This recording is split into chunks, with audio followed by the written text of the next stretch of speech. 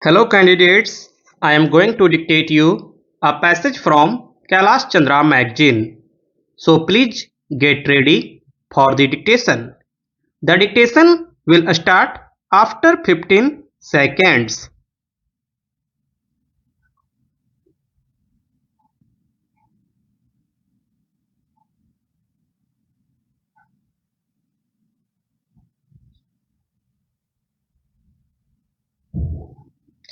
Under the 12th 5-year plan, the government want to start junior technical institutes.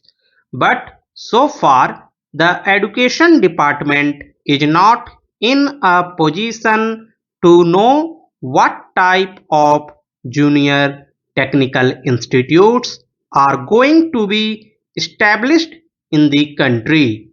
Every time we ask the education department to furnish us with details of their schemes, the reply we get from the education ministry is that some officer of the department has been sent abroad to study this question, and only when he returns from abroad will they be able to finalize the thing.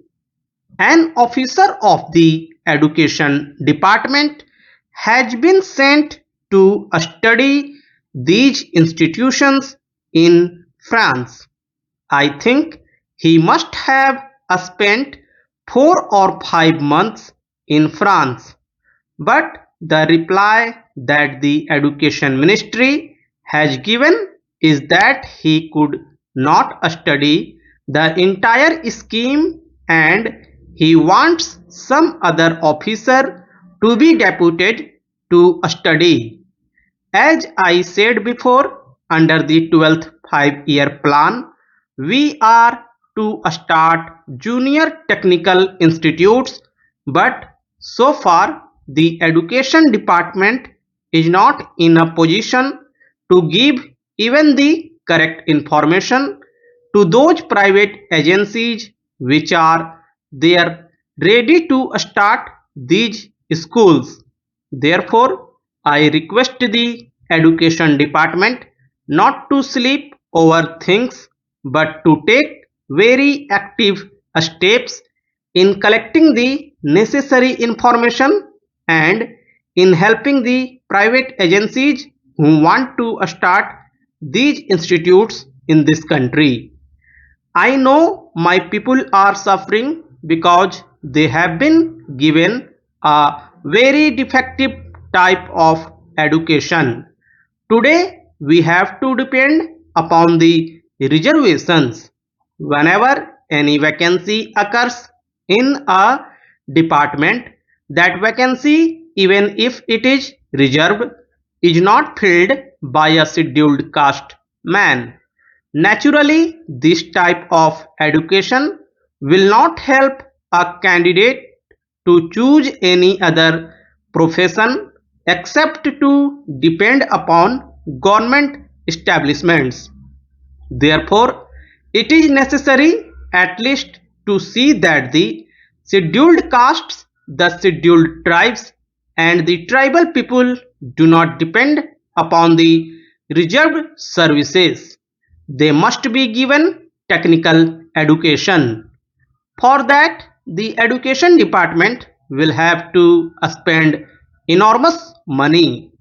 I do not want government to simply waste money in propaganda against untouchability.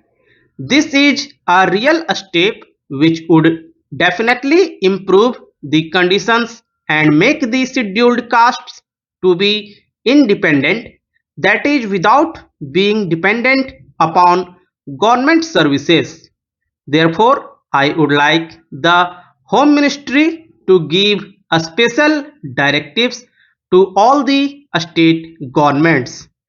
I know in some of the states they have started a special schools when they felt the need, because in many of the other institutions the scheduled castes were not allowed in those days.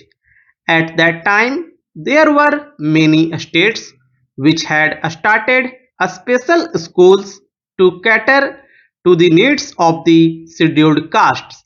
Now, when the government is not able to give the reserved vacancies to them, it is very necessary that these technical schools should be started so that the scheduled castes can be made independent and can prosper in this country.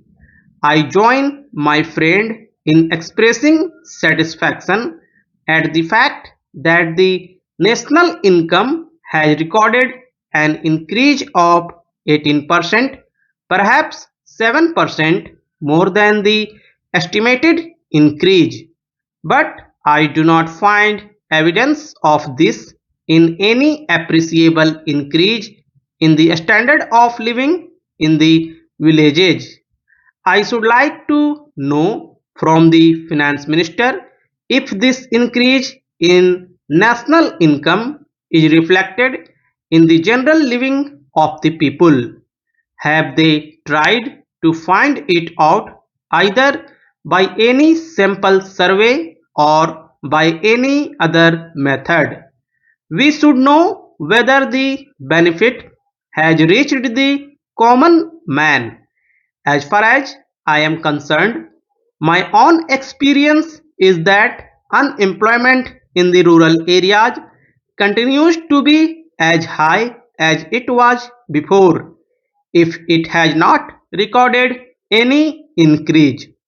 One way by which we can gauge this is by the number of persons crowding round public servants or public men for some sort of recommendations to secure jobs. In urban areas, the extent of unemployment is judged by the registrations in the employment exchanges.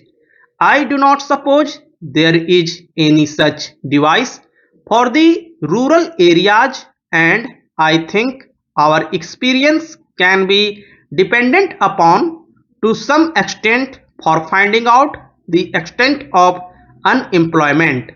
This leads me to feel that even though there is an increase in national wealth, the benefit is not going to the common man.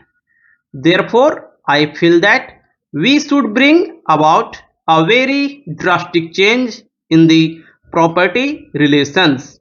If we are really keen on realizing the socialistic pattern of society, the sooner we change the property relation, the better. I believe the proportion in which the accumulated wealth of the nation is held by certain classes determines the pattern of production to a considerable extent. The pattern of production determines the pattern of distribution.